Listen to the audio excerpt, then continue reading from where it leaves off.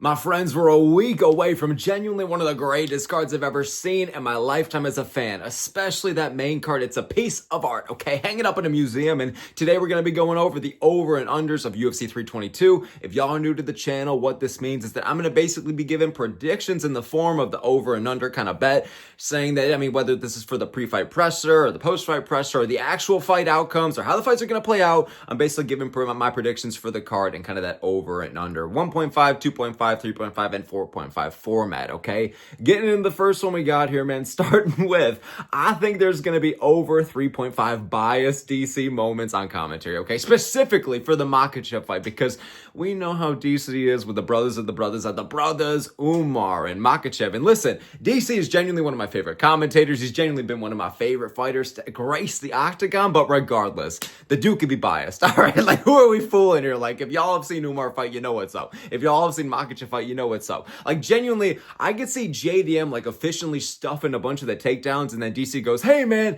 this kid, Makhachev, man, he's something special. The way he fails these takedowns, A+ for effort, man. Like, DC's the type to give Makhachev an A+ for effort in the middle of commentary, bro, even if he's doing poorly. So, regardless, like, I'm not saying that DC's just going to overly glaze him. Like, don't get me wrong, I think Makhachev's going to do pretty well in the fight overall, win or lose, but whether he does win or lose, you can guarantee whether he's actually looking great or not, that DC's going to have that just a little bit of that glaze for it, okay? I think there's going to be over 3.5 straight up moments on commentary where DC's a little bit too biased to Makhachev in the main event, okay?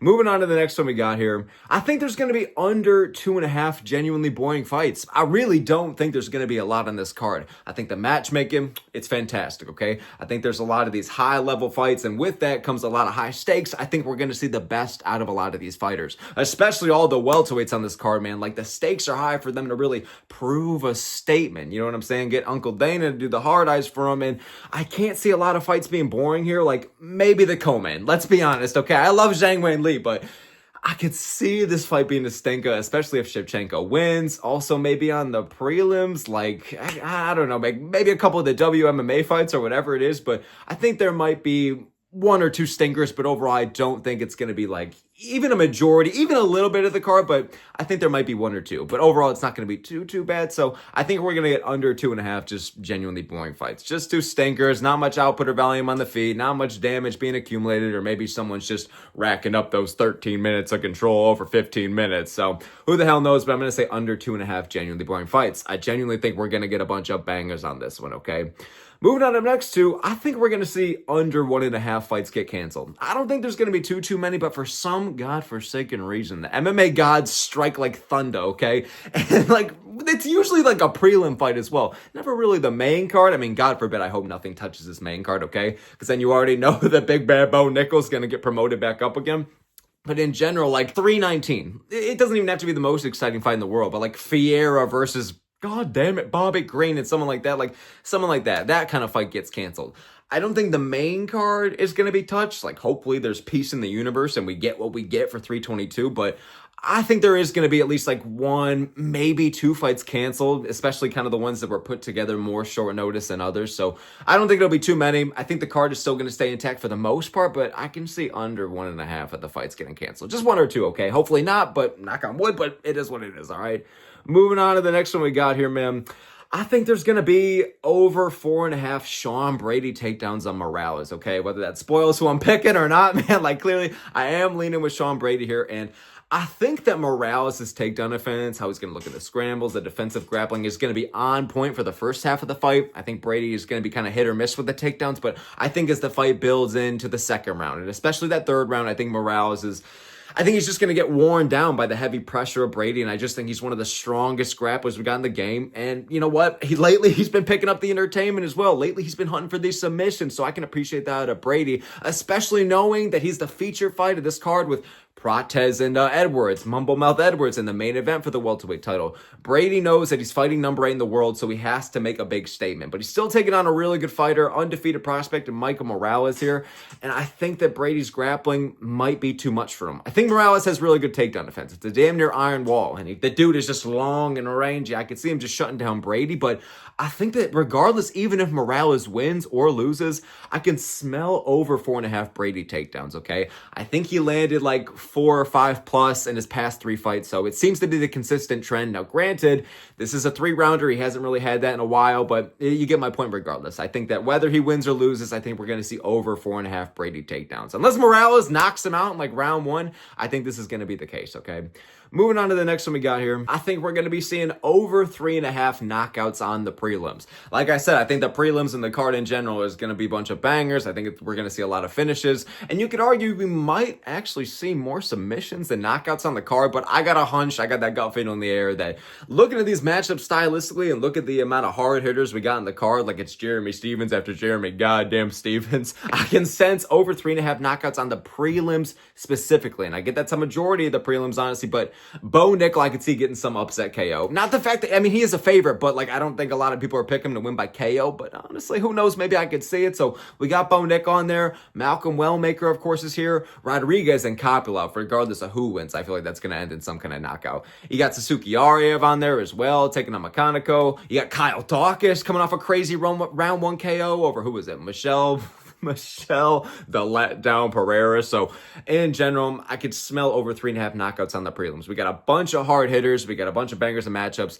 I feel like both these guys are going to, all these guys are going to try and make a really big statement. So even if they don't, I feel like they got the power in their hands anyways to where I think we're going to see a lot of knockouts on the prelims, okay? Over 3.5 specifically. Moving on to the next one we got here. I think we're going to see under 2.5 successful Leon Edwards takedowns here.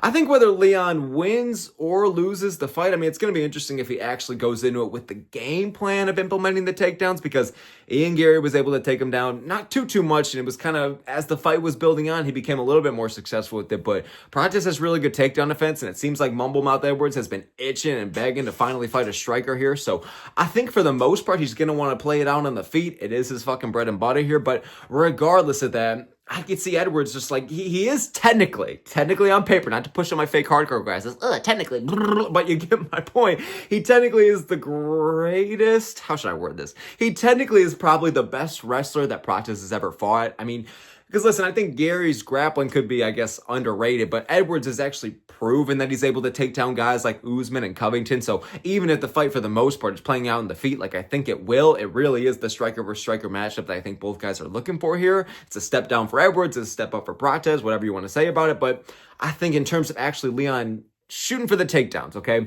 I think we might see a couple of attempts. I think if it does happen, it'll be later on in the fight. I think Leon's going to need to maybe rely on it if he needs to, because from how he's talking, it seems like for the most part, he's just happy he's getting a striker. So I don't see that being the game plan to really rely on the grappling. I know some people are thinking that's going to be really the main takeaway of how he wins, but in general, I think we're going to get under 2.5 Leon Edwards takedowns, okay? Maybe he's doing like a panic shoot if Prates really hurts him on the feet and then he's rushing in, and regardless of that, maybe it is genuinely part of his strategy, but whether Leon wins or loses, I think we're going to see under 2.5 successful Leon Edwards takedowns, okay?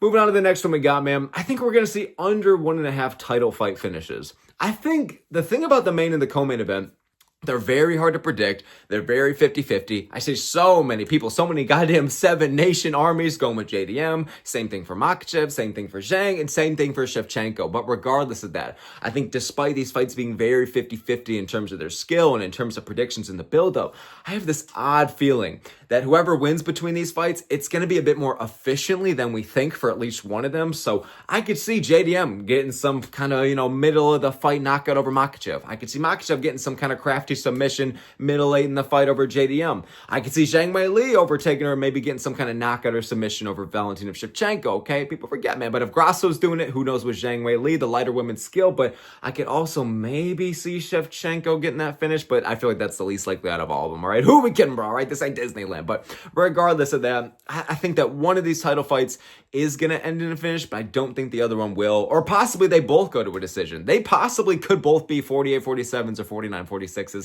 I don't know. I honestly love the unpredictability of all of it, okay? But regardless of that, I'm going to smell under 1.5 title fight finishes out of the 2 we got, okay? Moving on to the next one we got here, man. I think speaking of the main event, I think we're going to see over 4.5 minutes of control for Makhachev. I think Makhachev is going to be shooting for his life in this fight. Team Khabib, we all know that they really focus on the fight IQ and the game plans, and I feel like they know and sense how dangerous JDM is on the feet. And Belal Muhammad, he's got the hands of Canelo, but he is stylistically really similar to Makhachev, but I think Makhachev is just a better, more polished version of Belal with actual finishing ability. All right, he's got the Abraham Lincoln beard, my brother, but I think in general, whether Makhachev wins or loses, he's going to be hunting for the takedowns from very early on. I think that he is a better striker than Belal Muhammad, who, granted, underrated striking, underrated boxing in general. But regardless of that, I think that Makhachev will do solid when it plays on the feet, but overall, he knows that the bread and butter is the grappling. He's going to probably be hunting for that submission, and even if he doesn't, just trying to take the back and just control and ride out the rounds. And I could see it being maybe it's like a Burns versus JDM. Burns was efficiently controlling JDM for most of that fight, and JDM with the knee up the middle in the third round and knocks his lights out. I could see Makhachev maybe stinking it up, maybe just kind of overly controlling him early in the fight, and then JDM is able to efficiently keep it on the feet later on in the fight. But JDM has great takedown defense and great defensive grappling. It looked great in the scrambles against Belal Muhammad. So if he's able to keep that energy and really is that good, like most people think he is, me included, with the takedown defense in general, maybe this won't happen. Maybe it really is just going to be that majority strike and battle here, and that does not favor Makhachev for a second. But regardless of that, I think whether Makhachev wins or loses, or even if JDM gets a finish, man, I think it'll be later in the fight regardless. And I think if JDM really starts to take over and especially carry away in the scorecards, accumulate a lot of damage, I do think it's going to be a bit later in the fight, maybe once that third round hits, late in the second, whatever. But I think regardless of that, in total, I think we're going to get over 4.5 minutes of control for Makhachev, whether he wins or loses, okay? Maybe we genuinely get like 15 minutes of control for Makhachev, and then the fourth or fifth round hits, and then JDM catches him with some wild knockout. Who the hell knows? I could see it either way, but I'm going to predict over 4.5 minutes of control for Makhachev regardless, okay? Moving on to the next one we got here, man. Now, this is a classic. I've been throwing this one in every single time pretty much for these videos, but over 3.5 Joe Rogan lines of saying, how the hell did he ever make that weight? How the hell did he ever make 185 or 170, whatever the hell it is, okay? There's a lot of big boys and one specific big lady on this card, okay? We got Michael Morales, we got Islam Makhachev, Carlos Prates, Zhang Weili, and specifically Weili and Makhachev are moving up weight classes, so you already know that Joe's going to be like, how the hell did this woman and how the hell did this man ever make that weight, folks? It's goddamn unbelievable, but I can still see that. I can still see Joe Rogan just spamming it. He loves talking about, of course, the Joe Rogan mannerisms about the steel cups and about how Benson Henderson invented the calf kicks and blah, blah, blah, blah, blah. He loves obsessing over how big people are inside of that damn cage and how he's just baffled, like somebody's explaining the literal beginning of the universe to him about how these guys are actually making weight, okay? So regardless, I think we're going to see over 3.5 Joe Rogan mannerisms where he's just blown away about how the hell did blank fighter make this weight. We got a lot of fighters either moving up a weight class kind of in here, especially in the main and co-main, or in general, just a lot of people who are pretty damn big for the weight class. So I think Joe Rogan is going to be spamming it for his life. Okay, man, you can count on not too many things in life, but Joe Rogan's mannerisms during these pay-per-views, man, it's one of the safer bets. Okay, so moving on to the next one here, man. Listen, I think that this card is fantastic, but we're not coming here for the trash talk. We're not coming here for the heated rivalries. It's just in terms of how high stakes and how high level this card is. So I think we're going to see under 2.5 of genuine actual presser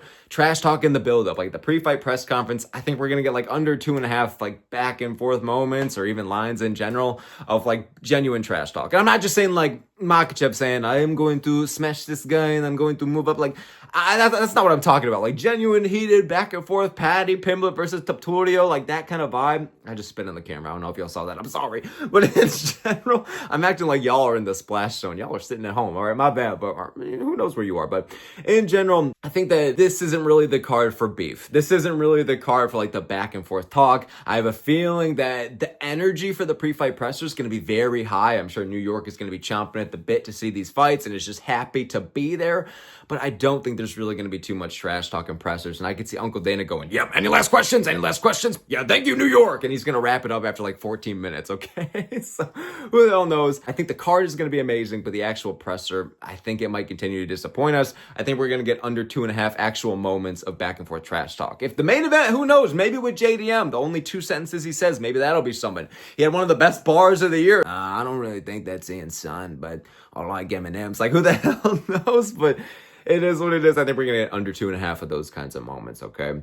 Moving on up next, I think we're going to get over 1.5 number one contender worthy performances for the welterweights, okay? We have two damn near number one contendership fights on this card. We got Brady and Morales and Prates versus Edwards right back to back, and it's literally a competition to see who can get the best performance out of all four of these men, okay? I don't think Edwards is going to get a title shot if he wins, but for Prates, Morales, and Brady, man, like genuinely, if any of these guys get some kind of standout win, like I could see them fighting the winner of JDM and Makhachev, man. Like even over whoever wins between like Gary and Muhammad. I mean, Belal Muhammad, who are we kidding? He's not going to get the title shot if he wins right away, same as Edwards, but you get what I'm saying. It's a very deep and competitive time for these welterweights, and as fans, we love it, but I really think that these guys are going to bring the absolute best out of each other. Edwards, I don't think he can afford to lose. Like, he's prime Moicano. Prates, obviously, is going to be hunting for that big knockout, whether in the first or the third round, whatever it may be. Morales could probably have some standout statement. I could see Brady getting some kind of round 2 submission and then doing the like, as soon as he's standing up and calling out the main event winner. I don't know who's going to win these fights specifically yet, man, but I think we are going to see the absolute best side of these guys, and I think that, you know, if Prates beats Edwards or Brady beats Morales or whatever, I think that both of these fights are going to be truly like number one contender worthy performances, okay? So I'm going to trust in all these guys. I'm going to say we're going to see over 1.5 number one contender worthy performances for the welterweights, okay? Moving on to the next one we got, man. I think there's going to be over 4.5 Americans winning on the whole card. Now, we got to cut. Now, I'm not counting WMMA because there is like a USA versus USA matchup there. But for the men specifically, we do have a couple of America versus America matchups here. So I might be cheating a little bit. Like we got Dawkins and GM3 for who's going to be the real king of the hill. We got Sabatini versus Mariscal. But other than those two, okay, so that's already kind of 2 guaranteed Americans. Even if you want to count those or don't, we have Sean Brady. We have Beneil Dariush. We got Bo Nickel. We got Malcolm Wellmaker, and we got the marauder of all of them. We got Eric McConaughey. So other than the 2 America versus America matchups that we have here, I can see over 4.5 of these Americans winning here. Well, I guess I kind of have to count the other 2 ones because I can't see all other those 5 guys winning. That would be crazy to see, okay? I don't think USA, especially in terms of our competition right now, is at the highest level it ever has been. We're kind of scrapping for contenders, but I still feel like most of these guys are pretty goddamn good fighters, okay? McConaughey, it's a reach, okay? Obviously, he's going to be a huge underdog, but you get my point, man. I feel like USA, even counting Dawkins versus GM3 and Sabatini versus Mariscal, I'm kind of cheating, but regardless, I think over 4.5 Americans are going to win on the whole card, okay? Moving on to the next one we got here, man.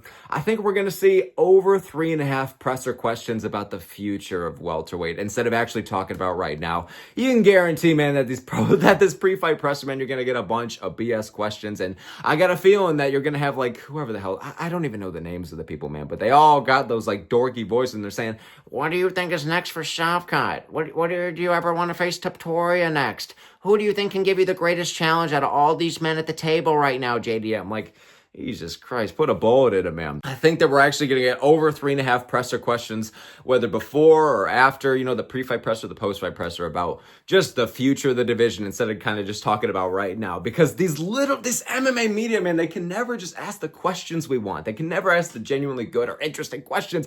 It's always about them asking Uncle Dana, hey, I know you don't do matchmaking until Tuesday, but what do you think about this? And blah, blah, blah. Or even if they're asking the fighters like Makhachev, are you ever going to face Topuria? Or what do you think about Shavkat? The caveman versus caveman matchup. Like, get the fuck out, bro. I can see over 3.5 of the presser questions, whether before or after the fights, about the future of the welterweight division instead of actually just talking about what's going on. And we can appreciate how deep this is for the welterweights right now in this card, okay? God damn it, the MMA media, bro. Get the fuck out of here, bro. Moving on to the next one we got here, man. I think we're going to see over 2.5 submission attempts from Sean Brady. Now, like I was saying, I think that Brady, we're going to see the best out of him. I think that, yes, he could stink it up once in a while, but lately he's been hunting for these submissions over Gastelum and Edwards, and he's ragdolling Gilbert Burns all around, but Burns is really good defensively on the ground, so I'm not too surprised. I'm not surprised, motherfuckers, that he wasn't able to submit him, but for Brady, man, who's been working on his submission game lately, like, he's always had a decent submission game. He's got a good guillotine. He got Gastelum out of there via Kimura, but you get what I'm saying? I think that because there's there's going to be the pressure of him to just not get some 30-27 or some 29-28. Brady knows he doesn't just need dominance. He needs either damage or he needs to get some submissions in. So I think we're going to see over 2.5 submission attempts from Brady. I forgot which fight it was specifically. It might have been Gastelum or Edwards, but he kind of was getting close to those numbers. And I think that this is the best grappler that Morales has ever fought yet in the UFC. So I'm curious how his takedown defense and how he holds up in general against Brady. So I think Brady's going to be hunting for that submission, man. And I think we're going to see over 2.5 sub attempts from him, okay? Moving on to the next one we got here, man. I think we're going to see under 1.5 knockdowns in Kopylov versus Rodriguez. Hell of a banger of a fight, man. I'm chomping at the bit to see this one. It's a striker versus striker battle that could feed generations. But regardless of that, I think that I could see Rodriguez getting a knockdown in. And then Kopylov comes back and he gets a knockdown in, or vice versa. But whatever it is, man, I can maybe see 2 knockdowns, but I guarantee that I could see at least one of these guys getting it done, okay? Whether they actually make it to the judges' scorecards or not, a knockdown specifically, I guarantee we're going to see at least one, but I don't think 2. So I'm going to say we're going to see under 1.5 knockdowns in Kopylov versus Rodriguez. I have a hunch in the air that whoever is the first to really send that other guy to the mat, they're going to follow up pretty damn efficiently with it, okay? Both these guys, for the most part, got good chins, but they are prone to being knocked down. Like, Kopylov got knocked down by, Paulo Costa. And then Rodriguez got knocked down twice by Jared Cannonier. The Unk's holding down the fort, man. So in general, I think this is going to be a hell of a scrap, high pace, and both guys have power to really knock each other out, especially Rodriguez. I do have a hunch this fight will end via knockout. But in general, knockdown specifically, I think we're going to see under 1.5 total, okay? And moving on to the last one we got here, man.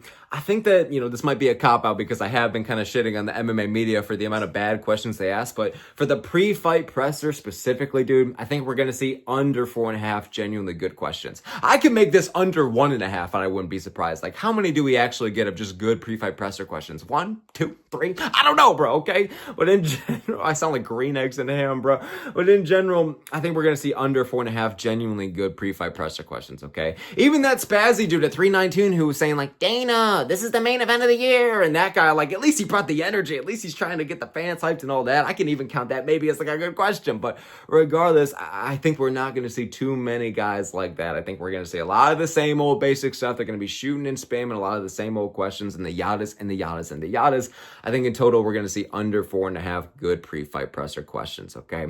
That's going to be it for the video, my boys. If you made it this far, I genuinely really appreciate it. Thanks so much for giving me your time and attention. And most of all, most importantly, let me know what you think in the comments below, man. Which of these do you think were the best predictions? Which one of these do you think are the worst? And give me some of your own in the comments below. I'd absolutely love to hear it. And let me know in general your thoughts on that card or some of your predictions. All right, my boys? So whether you're new to the channel or you've been sticking around, really appreciate y'all for being here, man. Hope you guys have a good time watching the Apex this weekend and a good time watching 322 next weekend. Appreciate y'all. Have a good one, boys. All the smoke here. I'll see you all next time.